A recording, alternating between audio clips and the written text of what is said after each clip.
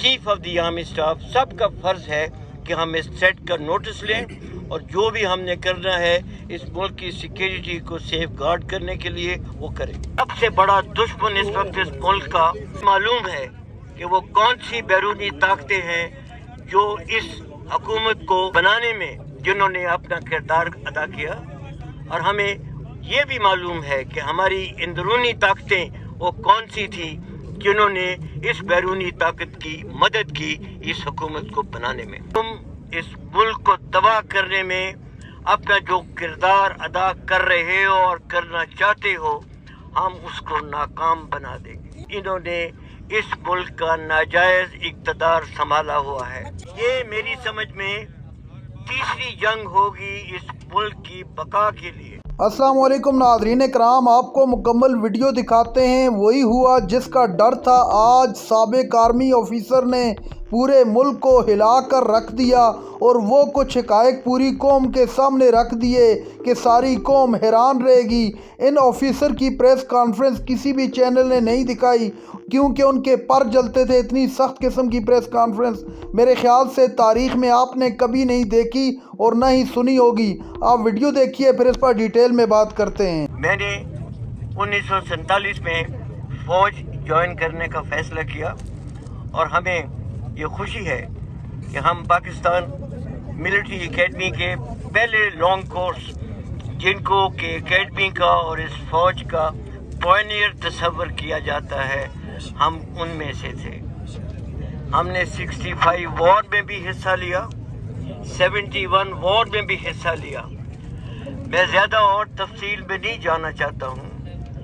ये मेरी समझ में तीसरी जंग होगी इस मुल्क की बका के लिए, और इस जंग में जो हमारे दुश्मन हैं उनको मैं क्लियरली आइडेंटिफाई करना चाहता हूँ।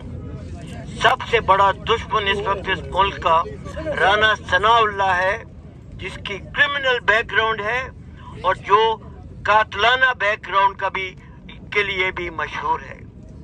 हम उसको ये पैगाम देना चाहते हैं कि तुम इस मुल्क को तबाह करने में अपना जो किरदार अदा कर रहे हो और करना चाहते हो, हम उसको नाकाम बना देंगे इंशाअल्लाह। इसके अलावा गवर्नमेंट है, इसके लिए भी हमारा ये पैगाम है कि हमें और आप सबको मालूम है कि ये गवर्नमेंट जो है ये कैसे इस मुल्क में वजूद में आई और कैसे एक वोट की मेजॉरिटी के ऊपर इन्होंने इस मुल्क का नाजायज इक़्तिदार संभाला हुआ है। आज मैं बरमला कहना चाहता हूँ कि हमें मालूम है कि वो कौन सी बैरूनी ताकतें हैं जो इस हुकूमत को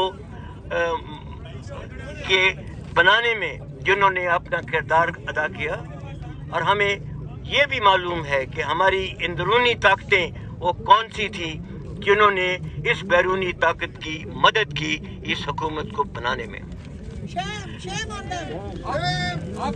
हमने अपनी सारी जिंदगी में जो हमने फौज में गुजारी है, हमने सारे मरहले देखे हैं। हमें मालूम है कि कैसे अयूब खान ने इस मुल्क की सॉवरेनिटी जो थी वो बेची अमेरिकन को, और उसके नतीजे में बड़े बड़े बेस बना दी गई पेशावर में। हमें मालूम है कि उस दिन से आज तक हमने जो इस मुल्क जो है ये मुल्क ये अमेरिकन हेजमनी के अंदर जो है ये एग्जिस्ट करता रहा। बट हम समझते हैं कि वक्त अभी आ गया है कि जब इस मुल्क को फैसला करना है कि हमने अमेरिकन हेजमनी के अंदर रहना है या कि एक बाइज्जत कौम और बाइज्जत मुल्क के तौर पे इस दुनिया में अपनी पोजीशन कायम करनी है। हमारी कोई इंटेंशन नहीं है कि हम अमेरिका के साथ कोई कन्फ्रंटेशन करें। अमेरिका के साथ हम दोस्ती के ताल्लुकात जो पहले थे वो कायम रखना चाहते हैं, मगर अमेरिका को इस चीज़ का लिहाज करना पड़ेगा कि पाकिस्तान की जो अंदरूनी जो खुद मुख्तारी है उसको हम किसी सूरत में कॉम्प्रोमाइज़ नहीं होने देंगे। अमेरिका के साथ हमारी इतनी पुरानी दोस्ती की तारीख है, हमने हमेशा उनके लिए कुर्बानी दी, मगर अमेरिका ने आज तक पाकिस्तान की सपोर्ट में एक लफ्ज तक बयान नहीं किया। अमेरिका के साथ हमारे ताल्लुकात जो थे वो हमारी मजबूरी थी उस वक्त, बिकॉज अमेरिका उस वक्त एक यूनिपोलर वर्ल्ड थी। आज हालात मुकम्मल तौर पे तब्दील हो गए हैं। इन सब चीज़ों में जो हो रहा है उसमें जो चीज़ सबसे ज़्यादा अफसोसनाक है वो ये है कि हमारे मुल्क के अंदरूनी जो हैं ऐसे अंदरूनी ऐसे लोग हैं जो कि इन सारी कोशिशों को सपोर्ट कर रहे हैं। मैं इस वक्त नाम तो नहीं लेना चाहता हूँ, मगर आप खुद समझ जाएंगे। मैं थोड़ी सी बैकग्राउंड देना चाहता हूँ कि हमने जब ये हालात ख़राब होना शुरू हुए तो हमारी एक team led by general Ali Kuli, supported by vice admiral Tasleem S J. Bar and air marshal Masood, हमने एक मीटिंग की जनरल बाजवा के साथ, और उस मीटिंग में जनरल बाजवा ने बड़ा क्लियरली ये वादा किया कि इस मुल्क के हालात को ठीक करने के लिए 90 दिन के अंदर अंदर वो इलेक्शन करवा देंगे।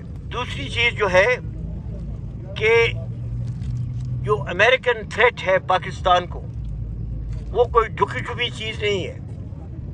हमने अमेरिका की सारी पुरानी जो हैं रिपोर्ट्स वो पड़ी हुई हैं। ये हमारी डिमांड है कि पाकिस्तान की arm forces, particularly the army chief, should take cognizance of this threat. इसके लिए जो हमारी दूसरी जो सबसे बड़ी डिमांड है वो ये है कि ये जो लेटर आया है हमारे एम्बेसडर से, कई बार लोगों ने मुतालबा किया है कि इसकी एक जुडिशल कमीशन बिठाई जाए ताकि वो सारे इस लेटर की जो है वो तफसील पे गौर करें और ये फैसला करें कि ये लेटर जो है ये पाकिस्तान के लिए थ्रेट है या नहीं है।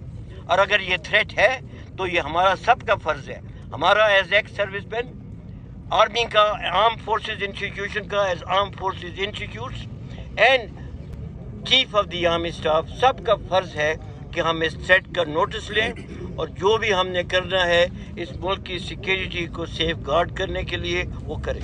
नाज़रीन कराम, आपने वीडियो देखी साबिक आर्मी ऑफिसर्स की इंतहाई अहम किस्म की प्रेस कॉन्फ्रेंस, तमाम तर हक़ाइक़ पूरी कौम के सामने ला कर रख दिए और वाज़ेह तौर पर बता दिया कि इस मुल्क को अगर बचाना है तो मुल्क के अंदर साफ़ और शफाफ किस्म के न सिर्फ इंतख़ाबात होने चाहिए बल्कि अवाम की उमंगों के मुताबिक जिसको अवाम चाहती है उसको हुकूमत में बिठाना चाहिए।